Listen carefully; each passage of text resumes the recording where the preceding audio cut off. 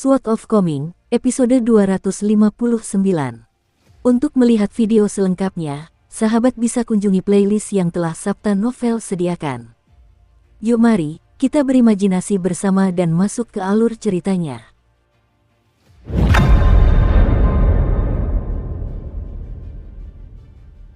Chen Pingan berdiri di bawah naungan sejuk dan menyegarkan Pulau Osmanthus leluhur di puncak gunung Pulau Osmanthus, dan ia tak kuasa menahan diri untuk tidak teringat pohon lokas tua dari kampung halamannya. Namun, pohon lokas tua itu sudah tak ada lagi, sementara pohon ini masih tumbuh subur. Setitik kesedihan muncul di hati Chen Pingan saat memikirkan hal ini, tetapi senyum tipis kemudian muncul di wajahnya saat ia mengingat kenangan Li Baoping yang berlarian dengan ranting-ranting belalang di bahunya. Ia begitu menggemaskan dan energik, dan ia tidak takut pada apapun.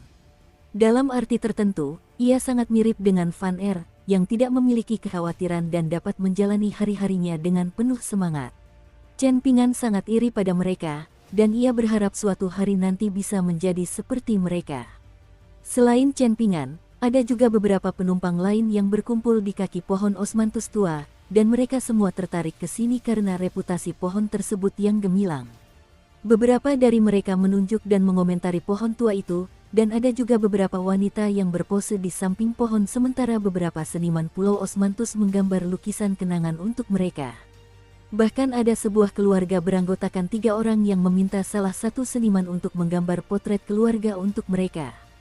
Kembali di kereta kuda, Fan Er memberitahu Chen Pingan bahwa para pengusaha yang bepergian dari kota Naga Tua ke Gunung Stalaktit untuk urusan bisnis memiliki beragam basis kultivasi, dan mereka juga berasal dari berbagai latar belakang.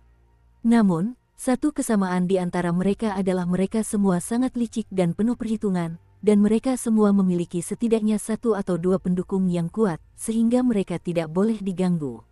Klan Fan hanya memiliki beberapa gudang penyimpanan khusus di Pulau Osmanthus, sementara sisanya disewakan kepada pengusaha kaya yang ingin mengangkut barang dagangan mereka ke Gunung Stalaktit. Orang-orang ini memiliki banyak uang dan kekuasaan, dan beberapa bahkan lebih kaya daripada klan Fan. Bagi mereka, satu-satunya hal yang mereka butuhkan hanyalah kapal yang layak untuk perjalanan antar benua dan rute yang aman. Chen Pingan bukanlah tipe orang yang suka membuat masalah tanpa alasan, jadi kata-kata peringatan dari Fan Er ini dihargai, tetapi sebagian besar berlebihan. Saat itu, Chen Pingan sedang berdiri diam di bawah pohon. Ketika seorang seniman parubaya menyatakan bahwa ia telah selesai melukis, Chen Pingan menghampirinya. Ia melewati wanita yang sedang memegang lukisannya dengan penuh semangat, dan saat ia melakukannya, ia melirik lukisan itu dan mendapati bahwa lukisan itu sangat hidup dan tampak hidup, jauh lebih hidup daripada dewa-dewa pintu yang kaku dan tak bernyawa yang pernah dilihatnya di pintu-pintu di kota kecil itu. Rambut dan pakaian wanita itu digambarkan berkibar lembut tertiup angin, dan bahkan dalam gambar diam, daun-daun belalang di atasnya tampak beriak tertiup angin. Namun, Chen Pingan memperhatikan bahwa penampilan asli wanita itu sedikit berbeda dari yang digambarkan dalam lukisan, dan sepertinya sang seniman telah menambahkan beberapa hiasan di area tersebut. Chen Pingan tak kuasa menahan diri untuk tidak terpukau oleh keterampilan luar biasa sang pelukis. Seniman parubaya itu melihat Chen Pingan, lalu memberi isyarat, dan seorang gadis Osmanthus segera mendekatinya dari belakang sambil membawa piring kecil berisi 4 harta karun penelitian. Seniman itu kemudian tersenyum dan bertanya, "Apakah Anda juga ingin lukisan kenangan, Tuan Muda?" Dalam perjalanan menuju Gunung Stalaktit, kita akan menjumpai 10 pemandangan yang luar biasa, masing-masing spektakuler dengan caranya sendiri, dan salah satunya adalah pohon Osmanthus leluhur ini. Di bawah naungan pohon Osmanthus leluhur, lukisan kami akan diresapi aroma samar, dan tidak akan pudar setidaknya selama 1 abad. Selain itu, lukisan kami juga akan tahan terhadap kerusakan akibat rayap dan sejenisnya, jadi Anda pasti tidak akan kecewa. Sebelum beranjak dari tempatnya berdiri di kaki pohon Osmanthus, Chen Pingan sudah menyimpan lencana tamu kayu Osmanthusnya, lalu mengangguk sambil tersenyum dan berkata, "Saya mau 3 lukisan yang sama." "Berapa harganya?" Seniman setengah baya itu agak terkejut, dan dia tidak dapat memastikan apakah Chen Pingan merupakan keturunan dari keluarga kaya yang berpakaian sederhana, ataukah dia hanya meremehkan biaya pembelian sebuah lukisan. Biasanya, seseorang hanya akan meminta 1 lukisan, dan dia belum pernah diminta membuat 3 lukisan sekaligus. Namun, meskipun begitu, dia tentu tidak akan menolak tawaran tersebut. Jadi, dia tersenyum dan menjawab, "Satu lukisan harganya 10 koin kepingan salju, tapi untuk 3 lukisan, saya bisa memberi sedikit diskon dan menjadikannya total 25 koin kepingan salju." Gadis Osmanthus di samping seniman itu memang kalah cantik dibandingkan Jinsu, tapi tetap saja penampilannya cukup menawan.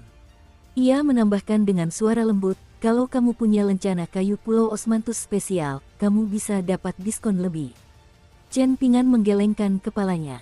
"Saya hanya penumpang biasa." Chen Pingan mengeluarkan 25 koin kepingan salju, lalu meletakkannya di atas piring, alih-alih memberikannya langsung kepada sang seniman, seperti yang diminta oleh gadis Osmanthus.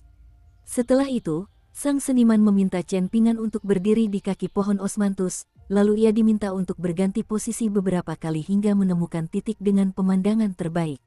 Berdiri sendirian di bawah pohon dan di bawah tatapan sang seniman, Chen Pingan jelas merasa sedikit gugup, dan baru setelah beberapa kata penghiburan dari sang seniman, ia sedikit rileks. Anggota tubuhnya tidak sekaku sebelumnya, tetapi ekspresinya masih sedikit kaku. Sang seniman tidak berani memberikan instruksi lebih jauh, dan memutuskan bahwa ia hanya akan memikirkan lebih matang lagi untuk memperindah ekspresi Chen Pingan saat ia melukis. Gadis Osmanthus itu berusaha keras menahan rasa gelinya. Pulau Osmanthus dipenuhi orang-orang abadi, dan penumpang yang pemalu dan seganas itu sangat langka.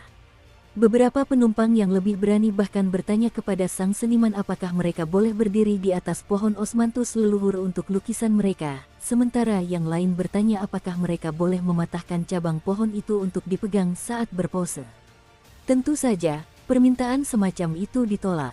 Sang seniman mengambil kuasnya, lalu menarik lengan bajunya sedikit, dan selembar kertas suan berharga dari Azure Phoenix Nation meluncur turun dari piring kecil dan perlahan melayang di udara hingga berhenti di hadapannya. Meskipun melayang di udara, kertas itu tampak persis seperti diletakkan rata di atas meja. Alih-alih langsung menuangkan kuas ke atas kertas, sang seniman mulai mengolah emosinya. Konon, para kaligrafer meninggalkan jejak diri mereka dalam setiap goresan yang mereka buat, dan hal yang sama berlaku bagi para seniman. Sang seniman menggenggam satu tangan di belakang punggungnya sementara tangan lainnya memegang kuas. Sementara itu, Chen Pingan berdiri dengan kotak pedang di punggungnya dan tangannya terkepal erat di sisi tubuhnya. Matanya cerah, kulitnya agak gelap, dan ia mengenakan sepasang sandal jerami. Secara keseluruhan, pakaiannya agak kasar, tetapi sangat bersih dan terawat. Dibandingkan dengan pria-pria kuat dan berwibawa dari selatan, Chen Pingan hanya sedikit lebih pendek, tetapi ia juga cukup kurus dan kurus, menunjukkan bahwa ia belum membentuk tubuhnya. Yang mengejutkan sang seniman, ia tidak mampu menangkap energi, esensi, dan jiwa anak laki-laki itu. Bukan karena anak laki-laki itu tidak memiliki semua itu, tetapi bagaimanapun cara seniman melukisnya, ia selalu kesulitan menangkap wajah Chen Pingan. Dia tidak ingin membuat dirinya tampak tidak profesional kalau Chen Pingan berpikir 2 kali, jadi dia hanya bisa tampil tegar dan percaya diri saat mulai melukis. Dari 25 koin kepingan salju, ia akan menerima komisi sebesar 5, dan itu bukanlah jumlah yang kecil. Untuk lukisan pertama, lukisan itu hanya bisa digambarkan sebagai lukisan yang nyata di permukaan. Bahkan seniman kekaisaran biasa dari kerajaan Fana pun mampu menciptakan lukisan sehebat ini, apalagi seorang pemurniki seperti dirinya, jadi ia sangat tidak puas dengan karyanya, tetapi ia hanya bisa terus berjuang dan bertahan. Setelah menyelesaikan lukisan pertama, sang seniman beristirahat sejenak, dan Chen Pingan pun memanfaatkan kesempatan ini untuk melepas labu dari pinggangnya dan menyesap anggur. Setelah minum anggur, ia mulai rileks, dan ia mengalihkan pandangannya ke utara dengan senyum tipis di wajahnya, mungkin karena beberapa kenangan indah telah muncul di benaknya. Saat dia berbalik menghadap sang seniman, Chen Pingan menyilangkan lengannya dan berdiri tegak dengan senyum berseri-seri di wajahnya. Pada saat itu, sang seniman mendapat secercah inspirasi.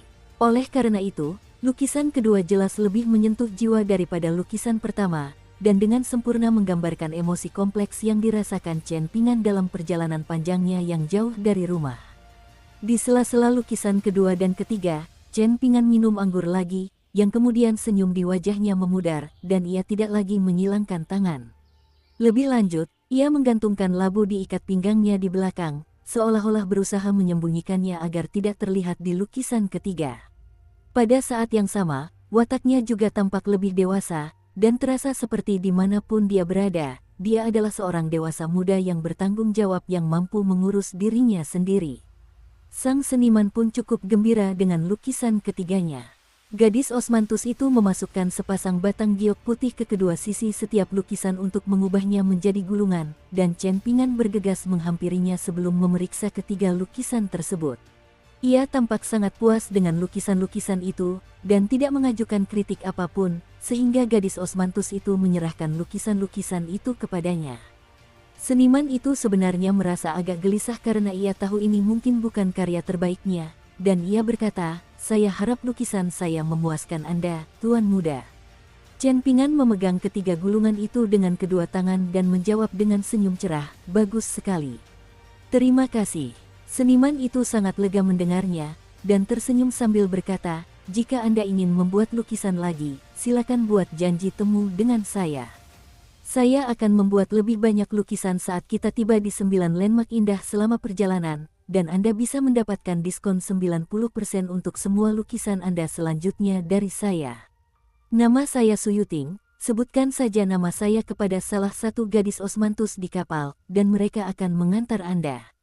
Chen Ping'an mengangguk sebagai jawaban sebelum berpamitan. Yang Chen Ping'an hindari untuk sebutkan adalah kemungkinannya untuk membuat lukisan tambahan sangat kecil. Mengingat betapa besarnya kenikmatan yang diperoleh Zheng Dafeng dari penderitaannya dan kemampuannya untuk menghukum, kecil kemungkinan ia akan meninggalkan halaman Guimai selama sisa perjalanan. Sekembalinya ke kamarnya di halaman Guimai, Chen Ping'an mulai menulis surat, dan dia melakukannya dengan telaten, memastikan sangat teliti pada setiap sapuan kuas. Kembali di toko obat debu, Chen Ping'an berniat mengirim surat masing-masing ke Akademi Tebing Gunung dan kampung halamannya di Prefektur Longquan. Namun, ia tidak berani melakukannya karena kota naga tua berada di bawah kendali penuh klan Fu. Namun, setelah mengetahui bahwa ada layanan surat dengan pedang terbang yang tersedia di Pulau Osmanthus, ia memutuskan untuk mengirim surat-surat itu setelah menaiki kapal.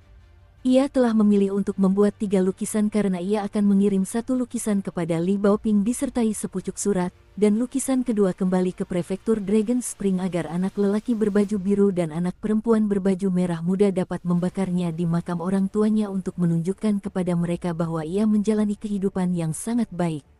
Itulah sebabnya dia menyembunyikan pedang labu pemeliharanya untuk lukisan ketiga. Dia tidak bisa membiarkan orang tuanya tahu bahwa dia telah berubah menjadi pemabuk kecil. Sedangkan untuk lukisan kedua, itu akan menjadi kenang-kenangan untuk dirinya sendiri. Setelah menyelesaikan kedua surat itu, Chen Ping'an meninggalkan halaman sekali lagi dengan 2 lukisan, lalu melakukan perjalanan ke stasiun pemancar abadi di atas kapal. Dalam perjalanan ke sana, dia berpapasan dengan Jin Su, dan meskipun Chen Ping'an bersikeras bahwa dia bisa pergi ke stasiun pemancar sendirian, Jin Su juga bersikeras untuk menemaninya ke sana, mengatakan kepadanya bahwa meskipun dia tidak lagi tinggal di pelataran Guimai, dia masih merupakan pelayan yang ditunjuk di pelataran tersebut, jadi jika dia membiarkan Chen Ping'an pergi sendiri karena masalah sepele seperti itu, maka dia pasti akan dihukum oleh Bibi Gui dan klan Fan. Oleh karena itu, Chen Ping'an terpaksa mengizinkannya menemaninya. Untungnya, setibanya di stasiun transit, Jin Su hanya diam saja dan tidak ikut campur sama sekali, bahkan ketika Chen Ping'an memilih untuk membayar sebagai penumpang biasa daripada menunjukkan lencana tamu kayu Osmanthusnya.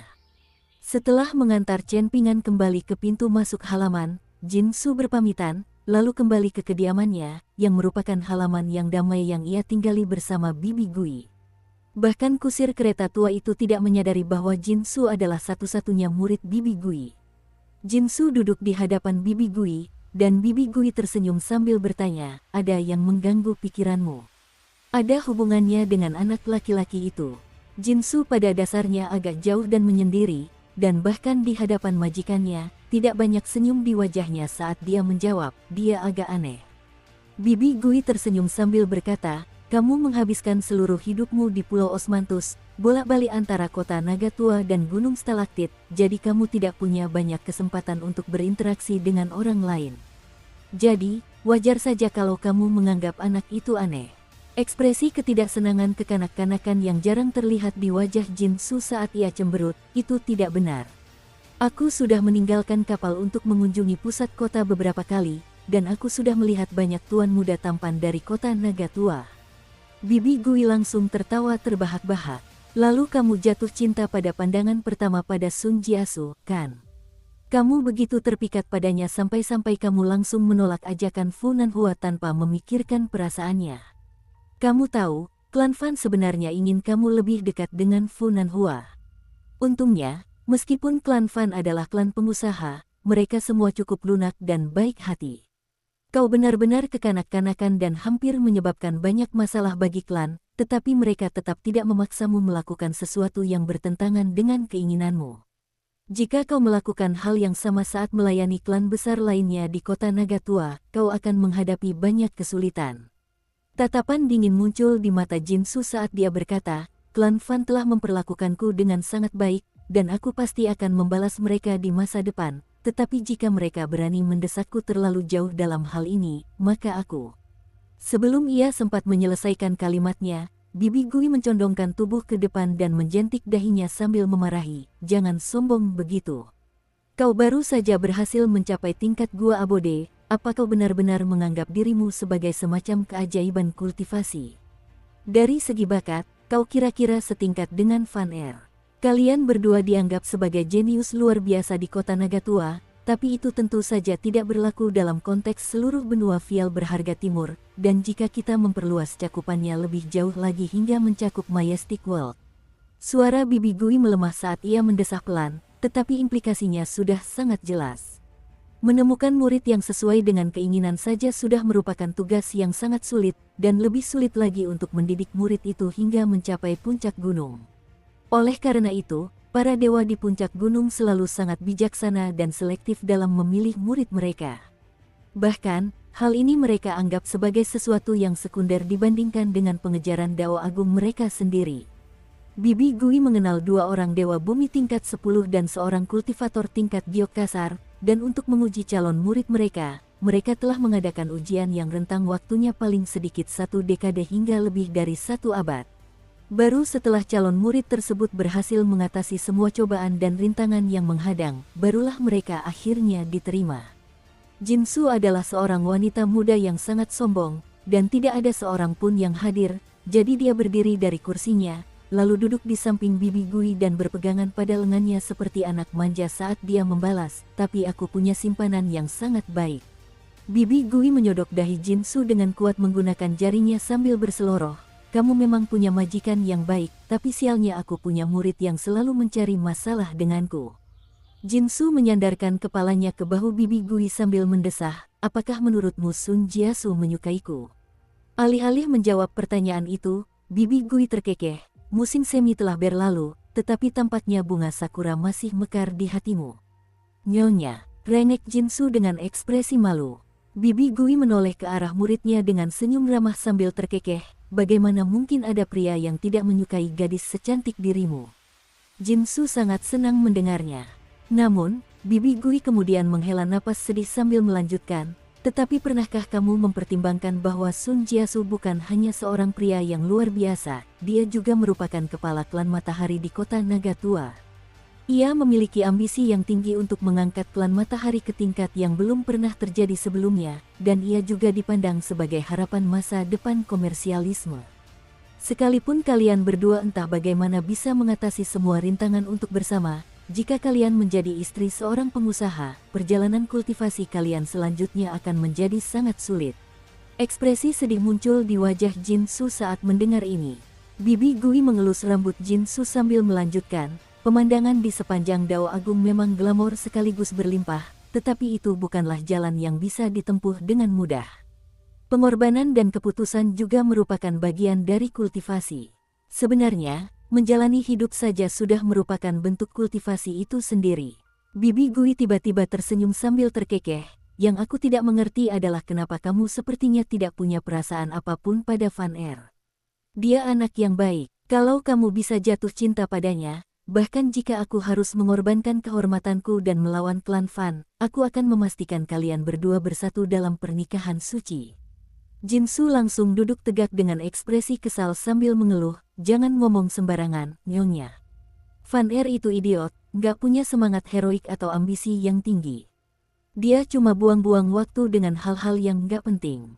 Menurutku, cuma orang bodoh yang bakal jatuh cinta sama anak kecil yang belum dewasa kayak dia. Bibi Gui menggelengkan kepala sambil tersenyum geli, sementara Jinsu melanjutkan, lihat saja betapa membosankannya teman Fan itu. Bahkan Tunggul Kayu pun punya emosi lebih besar daripada dia. Sehebat atau sekaya apapun dia, mustahil dia bisa sukses. Ekspresi merenung muncul di wajah Bibi Gui, dan dia tidak setuju atau tidak setuju dengan gagasan ini.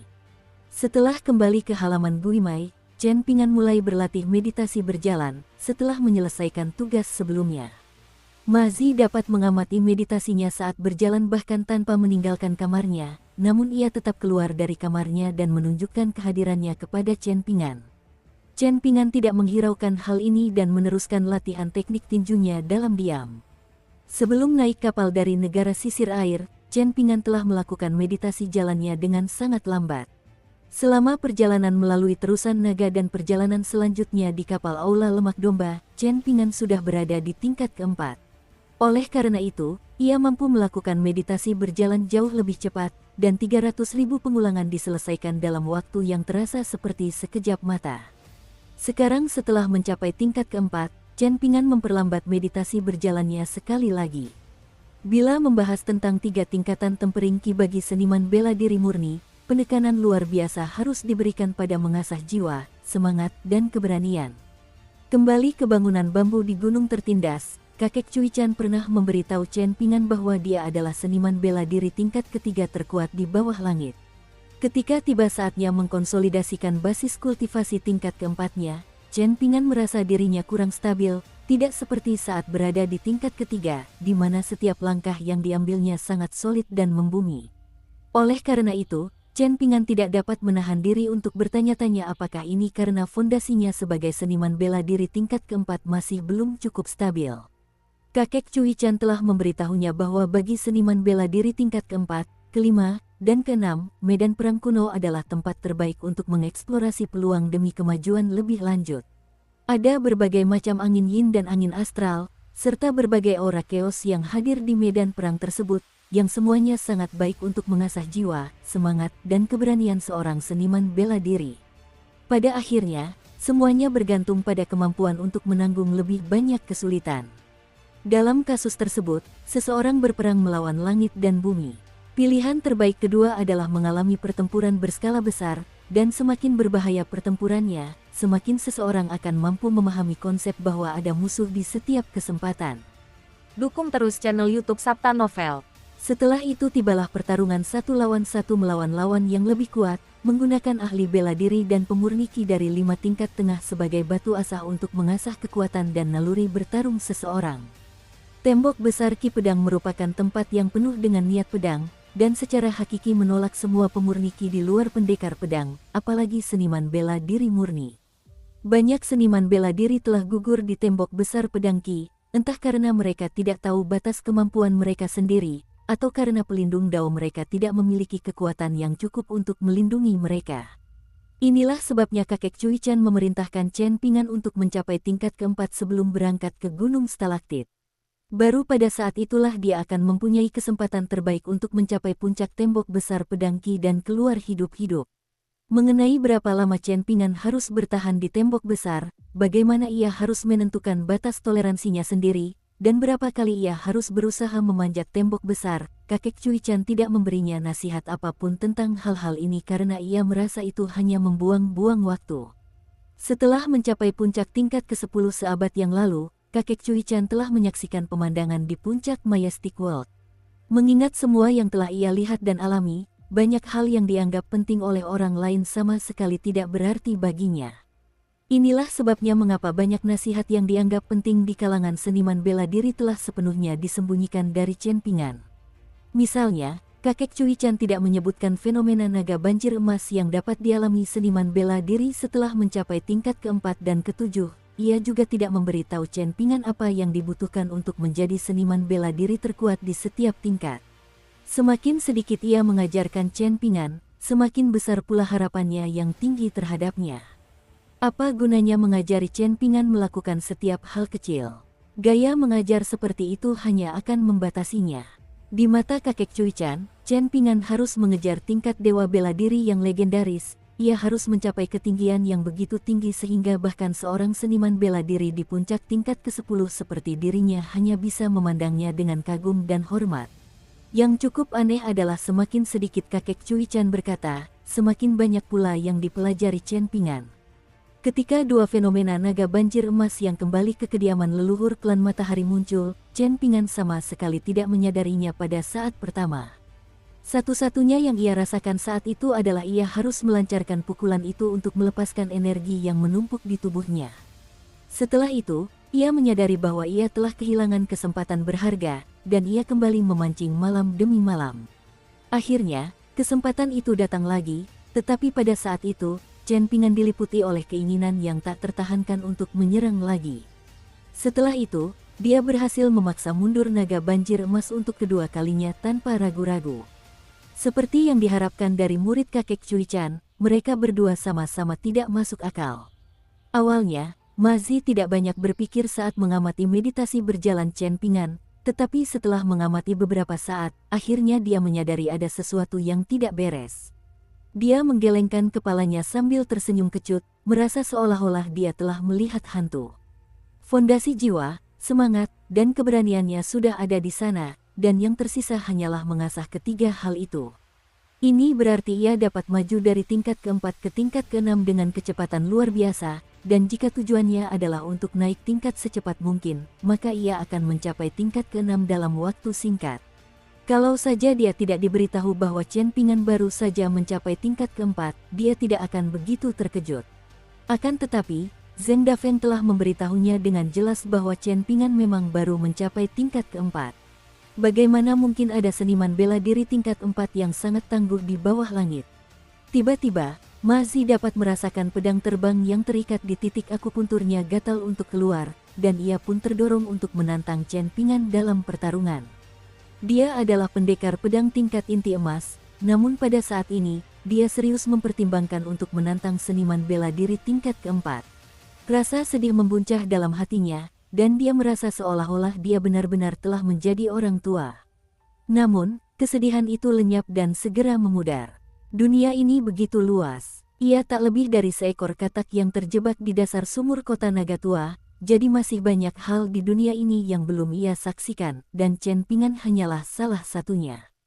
Tiba-tiba, sebuah pikiran terlintas di benaknya, dan dia tersenyum sambil bertanya, Chen Pingan, kamu tidak bercita-cita menjadi pendekar tingkat 4 terkuat di dunia, kan? Chen Pingan baru saja menyelesaikan satu pengulangan dari meditasi berjalan 6 langkahnya, dan memulai pengulangan lainnya seraya menjawab, saya tidak akan puas dengan yang kurang dari itu. Ma Zi tidak terlalu mempermasalahkan jawaban ini. Di matanya, Chen Pingan pasti berasal dari sekte kultivasi tingkat atas di benua Vial Harta Karun Timur, dan dia jelas bukan anak ajaib pertama yang memiliki cita-cita setinggi itu. Meskipun pernyataan ini terdengar sedikit arogan, Ma Zi tidak menganggapnya sombong. Tanpa sepengetahuannya, meditasi berjalan 6 langkah sederhana ini adalah sesuatu yang telah dilakukan Chen Pingan ratusan ribu kali. Di bawah cahaya senja yang mulai meredup, Pulau Osmanthus perlahan berlayar dari balik pulau raksasa itu. Jika seseorang memandang ke arah itu dari atas tembok kota-kota naga tua, mereka akan dapat melihat siluet kapal yang sangat besar di langit. Tentu saja, mereka akan bisa mendapatkan pandangan yang lebih jelas terhadap kapal tersebut dari pulau itu, dan salah satu orang di pulau itu saat ini adalah Sun Jiasu. Meskipun ia telah meninggalkan kota naga tua, ia tidak ditemani oleh satu pun tetua tamu klannya karena pada kesempatan ini, ia ditemani Liu Baqiao. Liu Baqiao baru saja tiba di kota naga tua, dan saat ini, dia sedang berjongkok di pagar paviliun wisata pulau, menatap Pulau Osmanthus dengan ekspresi sedikit lelah dan sedih. Ia lelah setelah perjalanan panjang yang ditempuhnya dengan pedang terbang, dan sangat kecewa dengan hasil hubungan Sun Jiasu dan Chen Pingan. Ia menyimpan semua rasa frustrasi di hatinya yang ingin ia luapkan, tetapi ia menahannya karena tidak ingin menyakiti sahabatnya. "Mengapa kamu tidak pergi ke Pulau Osmanthus untuk memberinya penjelasan?" tanya Sun Jiasu. Meskipun ia seorang pendekar pedang yang hebat, Liu Baqiao masih sangat kelelahan setelah perjalanannya ke kota Naga Tua dari medan petir angin. Ia menyeka bibir keringnya dengan punggung tangannya, lalu menggelengkan kepala. "Aku terlalu malu untuk menemuinya." Sun Jiasu bersandar di pilar paviliun di samping Liu Baqiao, senyum masam tersungging di wajahnya saat ia mendesah, "Akulah yang harus disalahkan atas semua ini." Liu Baqiao melambaikan tangan sebagai tanggapan. "Aku memang merasa sangat marah, tapi aku bisa mengerti kenapa kau melakukan itu. Chen Pingan mungkin temanku, tapi bukan berarti dia temanmu. Aku hanya tidak menyangka dia menyimpan begitu banyak rahasia sehingga kau pun tak kuasa menahan godaan untuk mencoba memanfaatkannya. Pada akhirnya, ini tetap salahku. Aku meremehkan temanku ini dan memperkenalkannya kepadamu tanpa pertimbangan yang matang. Kau tidak perlu merasa bersalah, Sun Jiasu. Seharusnya kau tidak pernah berada di posisi ini sejak awal." Sun Jiasu meletakkan tangannya di pilar di sampingnya sambil menoleh ke samping. Semilir angin membelai wajah tampannya saat ia berkata dengan suara pelan, "Aku mengerti maksudmu, tapi seharusnya keadaan tidak seburuk ini. Aku tahu lebih baik daripada siapapun betapa enggannya kau membicarakan sesuatu. Biasanya, kamu jauh lebih lugas dan terus terang, tapi kali ini, kamu tidak memaki atau memukulku. Malah, kamu bersikap tenang dan masuk akal, tidak seperti biasanya. Kenapa rasanya kamu tidak ingin lagi menjadi temanku?" "Bukan begitu, kau yang terlalu banyak berpikir," kata Liu Baqiao sambil menggelengkan kepala, lalu menoleh ke Sun Jiasu dan meyakinkannya, "Aku serius." Sun Jiasu pun tersenyum sambil mendesah, "Aku benar-benar mengecewakanmu kali ini, ya." Liu Baqiao berbalik dan terus menatap Pulau Osmanthus di kejauhan sambil meringis, "Jangan bicarakan ini lagi." Sun Jiasu hanya bisa menghela napas dalam-dalam. Tak lama kemudian, mereka berdua kembali ke kota Naga Tua, dan Sun Jiasu membawa Liu Baqiao ke kediaman leluhur klan Matahari. Ini merupakan pertemuan pertama antara Liu Baqiao dan ketua klan Sun tingkat baru yang tinggal di kediaman leluhur klan Sun, dan yang terakhir langsung menyukai Liu Baqiao. Sebagai makhluk bumi abadi, dia sangat jarang makan makanan lagi, tetapi dia masih bergabung dengan kedua pemuda itu untuk makan, yang seluruhnya terdiri dari hidangan kesukaan Liu Baqiao. Liu Baqiao bagaikan bayangan sang patriark klan Matahari di masa muda, berbicara apa adanya tanpa ragu atau ragu, dan mereka berdua sangat akrab meskipun perbedaan usia mereka cukup jauh. Liu Baqiao harus kembali ke Wind Lightning Field, jadi setelah makan, dia mengenakan liontin pembalik awan naga tua dan berangkat dengan pedang terbangnya. Sendirian di malam hari, Sun Jiasu sedang memancing di tepi sungai ketika dia tiba-tiba mengangkat kepalanya untuk melihat ke langit malam. Ternyata, Liu Baqiao telah berputar-putar di atas pedang terbangnya dan kini telah kembali. Ia mendarat di samping Sun Jiasu dan menendangnya ke sungai sebelum melesat pergi lagi tanpa mengucapkan sepatah kata pun. Sun Jiasu naik kembali ke tepi sungai dengan pakaiannya yang basah kuyup, tetapi senyum gembira muncul di wajahnya. Patriark klan Matahari muncul di samping Sun Jiasu tanpa peringatan apapun, lalu berkata dengan penuh arti dan sepenuh hati, "Sahabat seperti Liu Baqiao harus dihargai seumur hidupmu, entah itu 1 dekade, 1 abad, atau bahkan 1 milenium." Sun Jiasu mengusap wajahnya sambil tersenyum, "Saya mengerti, Yang Mulia. Mulai sekarang, bisakah Anda mengizinkan saya untuk sedikit lebih egois dan melakukan beberapa hal yang ingin saya lakukan, tetapi sebagai pemimpin klan Matahari?" "Nenek moyang klan Matahari pasti senang melihatnya," jawab kepala klan Matahari langsung tanpa ragu sedikit pun. Sun Jiasu membungkuk dalam-dalam ke arah lelaki tua itu sambil berkata, "Terima kasih, Bapak Leluhur yang terhormat. Jangan tunduk padaku, dasar bajingan kecil. Kau kan ketua klan Matahari sekarang." Lelaki tua itu terkekeh. Setelah itu, Sun Jiasu mengambil keranjang pancing dan pancingnya, lalu segera kembali ke kediaman leluhur klan Matahari. Malam itu juga ia pergi ke Sun Manor di pusat kota untuk mengurus beberapa urusan. Tak lama setelah kepergian Sun Jiasu, salah satu tetua tamu Golden Courtier dari klan Matahari menghampiri kepala keluarga klan Matahari sambil tersenyum, lalu berkata dengan lugas dan lugas, "Klan Matahari sangat beruntung memiliki pemimpin yang begitu cemerlang. Saya ingin memperpanjang perjanjian saya dengan klan Matahari untuk 1 abad lagi. Orang tua itu dengan senang hati menerima permintaan ini, lalu berjalan sendiri ke balai leluhur untuk mempersembahkan beberapa batang dupa. Di toko obat debu, Van Er tidak harus berlutut di aula leluhur klan Van sebagai hukuman, jadi dia pergi ke toko untuk mengobrol dengan Zeng Dafeng. Saat Van Er memasuki toko, Zeng Dafeng sedang beristirahat di meja kasir, mengganggu seorang karyawan wanita yang bernafsu, menanyakan apakah suaminya, yang seorang kusir kereta, masih punya tenaga untuknya di tempat tidur setelah berlarian seharian. Wanita itu sudah terbiasa dengan pelecehan Zeng Dafeng, dan dia memasang senyum menggoda saat menjawab bahwa mereka harus memanggil tukang kayu untuk memperbaiki tempat tidur mereka setiap minggu. Van Er kebetulan mendengar ini, dan ia berpura-pura tidak mengerti maksudnya. Sementara itu, wanita itu agak malu. Ia terbiasa berbicara seperti ini dengan Zeng Dafeng, dan ia melakukannya untuk mengisi waktu saat bekerja di toko, tetapi ia tidak berani bersikap seberani itu di hadapan orang luar. Zeng Dafeng tidak mau melepaskan wanita itu, dan ia menoleh ke Van Er sambil tersenyum dan berkata, "Kau dengar itu? Kalau kau butuh tukang kayu untuk memperbaiki tempat tidurmu, datanglah padanya untuk meminta rekomendasi." Van Er mengangguk sebagai jawaban, masih berpura-pura tidak menyadari nada seksual yang tersirat di sana. Semua karyawan perempuan di toko langsung berunjuk rasa, beberapa mengancam akan menjahit bibirnya, sementara yang lain menyatakan tidak akan memasak untuknya, meskipun ia membayar. Zeng Dafeng menepis ancaman-ancaman itu tanpa rasa khawatir, lalu membawa Van Er ke halaman belakang. Saat keduanya duduk, Van Er sudah membawakan pipa Zeng Dafeng. Zeng Dafeng mengisap pipanya, lalu mengembuskan asap tipis. Ia langsung merasa senang saat membayangkan Chen Pingan akhirnya meninggalkan kota naga tua. Fuklan duduk di bangku kecil, lalu bertanya, "Tuan Zeng, apakah Anda akan menghadiri pernikahan Fu Nanhua?" "Aku akan melakukannya seandainya aku pengantin prianya," bentak Zeng Dafeng. "Kudengar tunangan Fu Nanhua tidak begitu tampan," kata Van Er dengan suara pelan. "Dia tidak cantik. Kalau dia istriku, aku tidak akan pernah meninggalkan tempat tidurku." Zeng Dafeng terkekeh. Van Er benar-benar terdiam. Ia tidak pernah mengkritik guru bela dirinya, kecuali betapa lugas dan terus terangnya gurunya. Terkadang, Zeng Dafeng begitu blak-blakan sehingga membuatnya benar-benar lengah. Kalau ngobrol, dia lebih suka ngobrol dengan Chen Pingan. "Chen Pingan sekarang menganggapmu sebagai teman, kan?" tanya Zeng Dafeng tiba-tiba.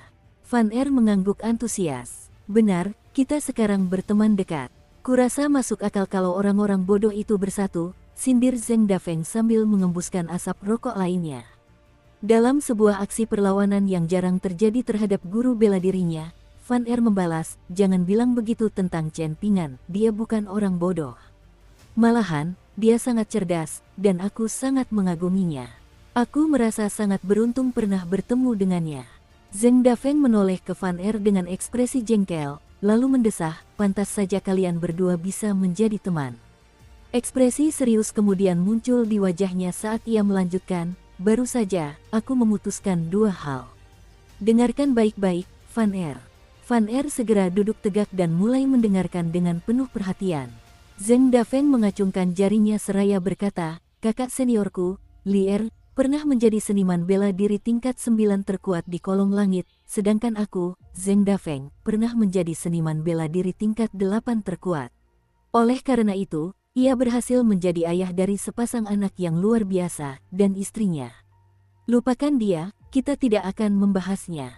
Sedangkan saya sendiri, saya hampir mencapai prestasi yang belum pernah terjadi sebelumnya, yaitu langsung naik dari tingkat ke-8 ke tingkat ke-10. Lalu kita lihat Chen Pingan. Sebagai seniman bela diri tingkat 4, ia mampu mengalahkan 2 fenomena naga banjir emas dalam hitungan hari, dan ia juga memiliki kekayaan yang sangat besar. Dari semua ini, kita dapat menyimpulkan fakta yang tak terbantahkan." Mata Van Er melebar karena penasaran. Zeng Dafeng melanjutkan dengan serius, "Selama kau menjadi seniman bela diri terkuat di tingkatan tertentu di seluruh dunia agung, kau akan dianugerahi kekayaan tak terbatas. Tentu saja, kau tidak bisa menghambat perkembanganmu sendiri agar kau bisa terus menjadi seniman bela diri terkuat di tingkatan tertentu. Sebaliknya, Anda tetap harus membuat terobosan ketika ada peluang. Jika tidak, Anda akan melanggar prinsip dasar seni bela diri, dan itu hanya akan berdampak buruk. Mungkinkah Anda ingin memberitahu saya bahwa saat ini saya adalah seniman bela diri tingkat 3 terkuat di dunia? Tanya Van Er dengan hati-hati. Tapi adik saya bilang bakat saya sangat biasa-biasa saja. Mungkinkah dia tidak memiliki bakat seperti Anda, guru? Haha, pantas saja Anda tidak terkejut Chen Pingan dan saya bisa berteman. Dia adalah seniman bela diri tingkat 4 terkuat di dunia, sementara saya adalah seniman bela diri tingkat 3 terkuat. Tutup mulutmu dan duduk di sana. Bentak Zheng Dafeng dengan ekspresi marah sambil menunjuk ke arah pintu masuk toko, memotong ucapan Van Er sebelum dia sempat menyelesaikan kalimatnya. Van Er buru-buru melakukan apa yang diperintahkan, sambil duduk patuh di ambang pintu, dan jelas baginya bahwa dia telah keliru. Dulu dia anak yang pintar. Kenapa dia bisa sebodoh ini setelah hanya bergaul dengan Chen Pingan beberapa hari? Zheng Dafeng menghirup pipanya dalam-dalam untuk menenangkan diri, lalu melanjutkan, terobosanmu ke tingkat keempat sudah dekat.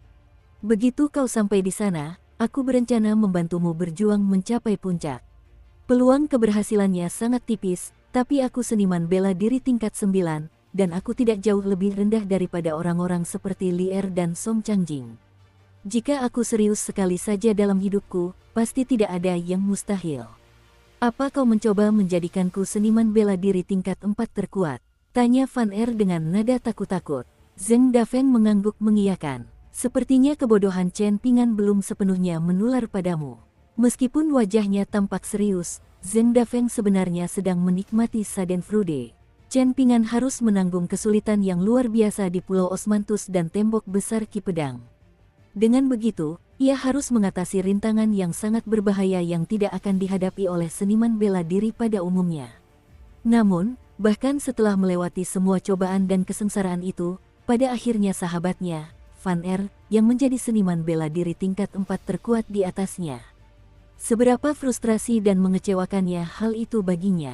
Lagi pula, ada banyak sekali seniman bela diri hebat di seluruh Majestic World. Jika Chen Pingan bahkan tidak bisa mengalahkan seseorang dengan bakat biasa seperti Van Er, maka ia tidak akan punya harapan sama sekali untuk menjadi seniman bela diri tingkat 4 terkuat. Van Er terdiam cukup lama setelah mendengar ini, lalu akhirnya berkata, Guru baru saja mengatakan bahwa Chen Pingan sudah berada di tingkat keempat. Jika aku juga naik ke tingkat keempat secara diam-diam, apa yang akan terjadi jika aku bertemu dengannya suatu hari nanti? Sejujurnya, saya belajar bela diri hanya karena saya tidak punya bakat untuk menjadi pemurniki, jadi yang saya inginkan hanyalah mencapai tingkat ke-8 agar bisa terbang seperti pemurniki.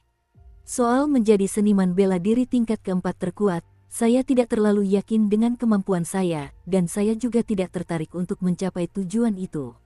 Pada akhirnya, suaranya melemah saat dia menundukkan kepalanya, tidak berani menatap langsung ke arah Zheng Dafeng. Hati Zheng Dafeng baru saja dipenuhi dengan motivasi dan kegembiraan, namun ia merasa seolah-olah kepalanya baru saja disiram seember air dingin. Namun, ia tahu bahwa menyalahkan Van Er adalah tindakan yang salah. Hanya karena ia ingin menjadikan Van Er seniman bela diri tingkat 4 terkuat, bukan berarti Van Er harus memiliki ambisi yang sama. Dengan mengingat hal itu, Zheng Dafeng mengesampingkan gagasan itu sejenak sambil tersenyum dan berkata, jangan terburu-buru menolak. Kita tingkatkan dulu ke tingkat 4, dan kalau kau berubah pikiran, kau bisa bilang padaku. Baiklah, Van Er segera menjawab sambil tersenyum lega. Zheng Dafeng melambaikan tangan acuh tak acuh sambil mengejek, keluar dari sini. Kamu sama sekali tidak punya ambisi. Melihatmu saja sudah membuatku kesal. Van Er berdiri, lalu mengembalikan bangku itu ke tempatnya semula. Saat mulai memasuki toko melalui pintu, ia berbalik sambil tersenyum dan berkata, saya ingin bersantai dan menikmati hidup seperti Anda, Guru. Zheng Dafeng memutar matanya sebagai jawaban. Saat Van Er melewati toko obat, para karyawan wanita mengucapkan selamat tinggal padanya, dan dia membalas dengan ramah. Setelah meninggalkan toko obat debu, Van Er mendongak menatap langit. Ia tidak tahu kapan adiknya akan pulang. Jika adiknya menemukan suami yang tidak cocok dengannya dalam perjalanan ke Kekaisaran Li Agung ini, maka itu akan sangat merepotkan baginya. Dia menyukai adik perempuannya, dia menyukai orang tuanya, dia menyukai para leluhurnya, dia menyukai para tetua tamu klannya, dia menyukai Zheng Dafeng, dan dia menyukai Chen Ping'an. Akan sangat buruk jika satu-satunya orang yang tidak dia sukai adalah kakak iparnya. Van Er menggelengkan kepalanya untuk mengusir pikirannya dari situ, dan sembari melangkah seorang diri di sebuah gang kecil, ia memandang sekelilingnya untuk memastikan tidak ada seorang pun yang melihat, lalu membayangkan dirinya sebagai seorang pahlawan sembari melancarkan serangkaian teknik tinju yang hebat. Sayang sekali Chen Ping'an tidak hadir. Kalau tidak, dia pasti akan dipenuhi rasa kagum dan hormat. Kali berikutnya dia bertemu Chen Ping'an, dia bertekad untuk mengikuti tradisi dunia seni bela diri dan bersumpah sebagai saudara satu sama lain sambil minum secangkir anggur. Semakin ia memikirkannya, semakin antusias ia, dan semakin ia mengerahkan seluruh tenaganya untuk teknik tinjunya. Sambil mengayunkan tinjunya ke udara, ia menyemangati dirinya sendiri untuk memacu semangatnya. Ketika dia berhenti, dia mengangguk dengan ekspresi senang sambil merenung, itu adalah serangkaian teknik tinju yang luar biasa. Tanpa sepengetahuannya, seorang wanita muda berjubah hijau berdiri di pintu masuk toko obat debu. Wajahnya tampak lelah, seolah-olah baru saja menyelesaikan perjalanan panjang, dan ia menyesap anggur sambil memandang Van Er di kejauhan sambil mendesah dalam hati, orang tua kita memang memberinya nama yang tepat, dia memang sebodoh namanya. Jauh di Pulau Osmanthus, Chen Ping'an sedang berlatih meditasi berjalan 6 langkah berulang-ulang sendirian di malam hari di halaman Guimai. Dia benar-benar memiliki peluang untuk mencapai 1 juta pengulangan sebelum mencapai tembok besar Ki Pedang. Setelah meditasi berjalan, ia mulai berlatih meditasi berdiri. Baru setelah tengah malam ia kembali ke kamarnya. Saat itu puncak musim panas, dan ia berbaring di atas tikar bambu berkualitas tinggi yang sedingin air. Ia kemudian meletakkan kotak pedangnya di samping tempat tidur, seperti biasa memastikannya mudah dijangkau, lalu memejamkan mata dan tertidur dengan senyum tipis di wajahnya. Dia pergi ke tembok besar Ki Pedang untuk berlatih teknik tinjunya di atas tembok kota.